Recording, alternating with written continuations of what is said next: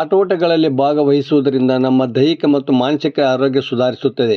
ಅದರಲ್ಲೂ ನಮ್ಮ ದೇಶಿ ಕ್ರೀಡೆಗಳಾದ ಕಬಡ್ಡಿ, ಖೋ-ಖೋ, ಕುಸ್ತಿ, ಮಲ್ಲಕಂಬ ಕ್ರೀಡೆಗಳು ಮಕ್ಕಳಲ್ಲಿ ಧೈರ್ಯ, ಸಾಹಸ ಪ್ರವೃತ್ತಿ ಬೆಳೆಸುತ್ತವೆ ಎಂದು ಲಕ್ಷ್ಮೇಶ್ವರ ತಾಲೂಕು ಗೋನಾಳ ಗ್ರಾಮ ಪಂಚಾಯಿತಿ ಸದಸ್ಯ ಪದ್ಮರಾಜ ಪಾಟೀಲ ಹೇಳಿದರು. ಲಕ್ಷ್ಮೇಶ್ವರ ತಾಲೂಕು ಗೋನಾಳ ಗ್ರಾಮ ಪಂಚಾಯಿತಿ ವ್ಯಾಪ್ತಿಯ ಒಡೆಯರ್ ಮಲ್ಲಾಪುರ ಗ್ರಾಮದ ಮೊರಾರ್ಜಿ ದೇಸಾಯಿ ವಸತಿ ಶಾಲೆಯಲ್ಲಿ ಶುಕ್ರವಾರ ವಾರ್ಷಿಕ ಕ್ರೀಡಾಕೂಟ ಕಾರ್ಯಕ್ರಮ ಉದ್ದೇಶಿಸಿ ಅವರು ಮಾತನಾಡಿದರು. ಗ್ರಾಮ ಪಂಚಾಯತ್ ಸದಸ್ಯೆ ನಾಗರತ್ನ ಕಡಾರಿ ಮಾತನಾಡಿದರು. ಪ್ರಾಚಾರ್ಯ ನಾಗರಾಜ್ ಕಳಸಾಪುರ ಅಧ್ಯಕ್ಷತೆ ವಹಿಸಿದ್ದರು. ಸೀಮಾ ಮಂಡಳಿ, ಸುನೀಲ್ ತಳ್ಳಳ್ಳಿ, ರೂಪಾ ಮನ್ನಂಗಿ, ಕೆ.ವೈ. ಮುದಗಲ್ಲ, ವೀರೇಶ್ ಕಮ್ಮಾರ, ಎಂ.ಎ. ಡಂಬಳ, ದೈಹಿಕ ಶಿಕ್ಷಕರಾದ ಸಿದ್ದರಾಜ್ ಬೆಟಗೇರಿ, ಶಿಕ್ಷಕರಾದ ಎಸ್.ಕೆ. ನದಾಪ, ವಿಜಯಲಕ್ಷ್ಮಿ ರಾಠೋಡ, ಅರ್ಜುನ್ ವಟಾರದ, ಮುಕ್ತಾ ಆದಿ, ಸಿ.ಎನ್. ನಾವಿ, ಪ್ರವೀಣ್ ಗಾಯಕರ, ಫಾರೂಕ್ ಹಂಸಾಗರ, ಲಕ್ಷ್ಮೀ ಡೊಳ್ಳಿನ ಸೇರಿದಂತೆ ಮತ್ತಿತರರು ಇದ್ದರು.